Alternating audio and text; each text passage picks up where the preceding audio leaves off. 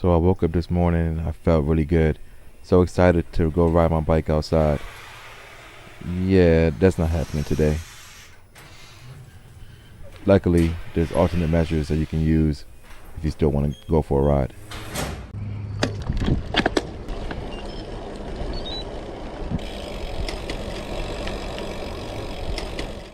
What's going on, bikers? Welcome back. I appreciate y'all joining me on this ride. This ride's going to be a little different as we're going to do it indoors. As you've seen, we had some snow outside, so riding outside today doesn't look like it's going to happen. For those of y'all who don't know, a quick introduction into Zwift. Zwift is an app that allows you to ride indoors against people from all across the world, and you can ride with your friends or you can ride with strangers, and it has different maps of different locations throughout the world, and you connect with an indoor trainer to the app. And I'll kind of go over my Zwift setup so you can see what I have and the things that I use for my Zwift setup, and then we can kind of get into the ride. So as far as hardware is concerned, what you do is you take off your tires and you connect your bike to the actual trainer. So what I have here is the Wahoo kickr, and it has a built-in cassette that I connect my bike to. I also have the kickr climb, which you take your front tire off and you connect your fork to the climb itself, and it adjusts for the grade, whether it goes up or down, and it'll raise the front of the bike up or down accordingly. I also have the Wahoo Headwind, which is a fan that connects via your heart rate monitor or the kickr itself. And I'll go over these products and let you know my thoughts and how they work. So without further ado, let's go ahead and get into the ride.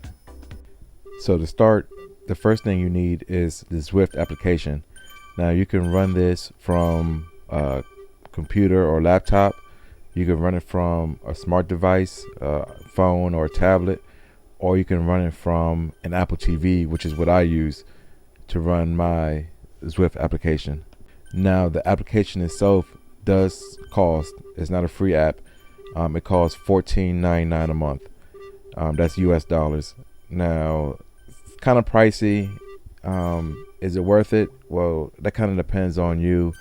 And if you're going to be riding and using it, then you can definitely see value, especially on days like today when you want to ride, but it's snowing outside and you're not able to ride. Or you might not have too much time. Maybe it's the middle of the night or early morning and you kind of just have an itch to ride. You can just jump on a trainer and ride indoors for a little bit and not have to worry about going outside and getting fully dressed and taking that time that takes. Also, it's great for maybe if you have young kids in the house and they're taking a nap and you can't go outside to do a full ride. You can stay inside the house and have them next to you, or if they're taking a nap, like I said earlier, you can jump on a trainer and get a quick ride in while they're still in the house. So as far as the unit itself, which again is called the kickr, it does have a built-in power meter and cadence sensor, and that's what it uses to dictate the speed that your avatar is going on the screen.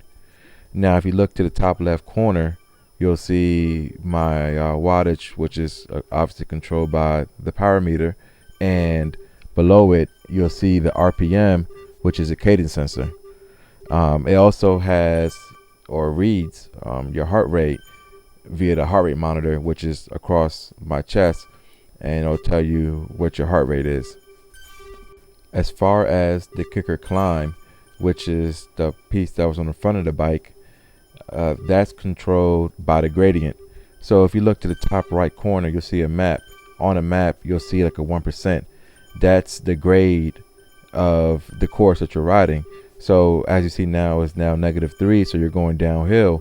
So the bike will lean forward down as you go down and raise up as you're going uphill.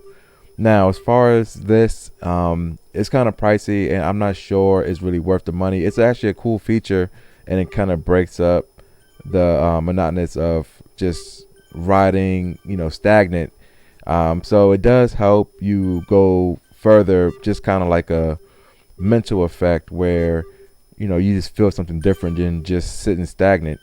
But is it worth the money? For the price that it costs, I'll probably say it's a pass, even though it's a really cool feature. But if you're gonna skimp on something, I definitely say skimp on that. Now the final piece is the Wahoo Headwind, which is the fan. Now I think the fan is absolutely amazing. It connects either via your heart rate monitor, which again is across my chest, or the kickr itself. Excuse that notification. Should have turned notifications off while I was recording this, but anyways, so as I was saying, with the headwind, you can connect it to your heart rate monitor. So the harder you're working and the higher your heart rate goes, the faster the fan will blow. Additionally, you can connect it to the kickr itself if you want more of like a real life experience where it's connected via the miles per hour. So the faster you're going, the more wind is blowing, and kind of gives you that real life experience.